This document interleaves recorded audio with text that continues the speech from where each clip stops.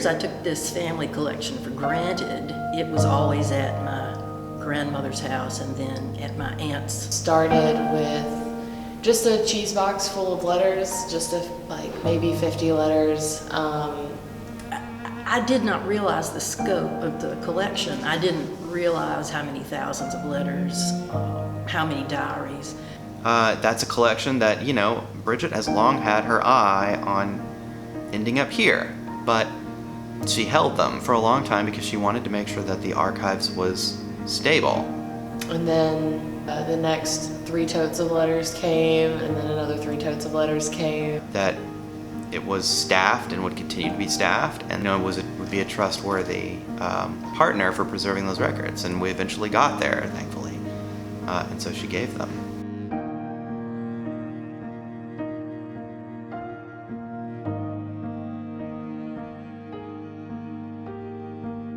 By the time I was maybe 10 or 11 years old, I was reading these diaries and letters and just learning more about family members.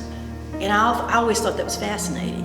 And it gave me the sense that our family began way long before I was born. It's pretty amazing to have a collection of letters that not only spans such a large date, but that has so many players in it, that's so full of people talking to each other. After I got to be an adult and started reading this material again, I began to realize that many of the people I just thought of as family members were significant in the state of Mississippi. The Smith collection is a remarkable collection and a significant contribution to Southern history, women's history, family history, social history in the South. As I began to be more and more interested in MUW history, I realized that my 3 aunts being here in the 30s gave me a piece of MUW history that I didn't even realize I had. You get a personal view of what that felt like and what that experience was that, today we can only guess, but this collection actually opens the door into that. To have a collection of 6,000 letters and, dozens and dozens of journals written by women that are intact, that show the receiver and the letter writer's exchanges over the course of 70-ish years, I think you can maybe start to get a sense of just how significant it will be, and it is, that researchers have access to this collection.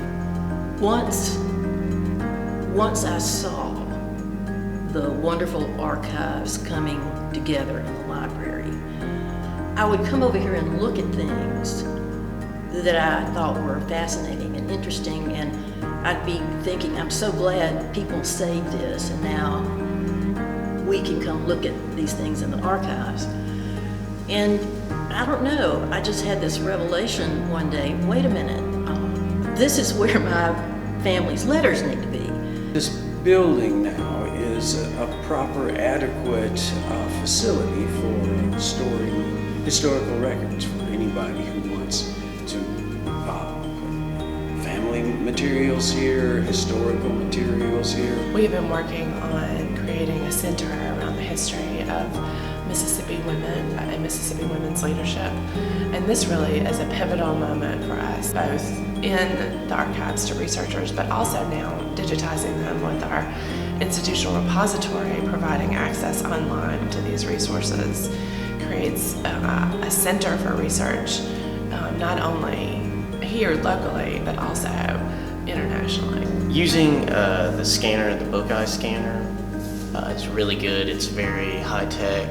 The quality of image is crazy. You can put it up on a big screen. Or I think just about all of the students in the class, that was a completely unknown process. How do you take something like a letter that you might read in your own research and then make it a publicly available document with all of the necessary metadata attached to it? This is the modern archives that the W has waited for over 100 years to have. The MIMS Digitization and Conservation Lab create a home for these collections. We're making this collection available for anybody and everybody, anywhere. I hope people will read these papers and see the life of a family without any kind of filter. Bridget is remarkably committed to Southern women's history, and offering them to the archives, I think can only be understood as an enormous gift. So, thank you, Bridget.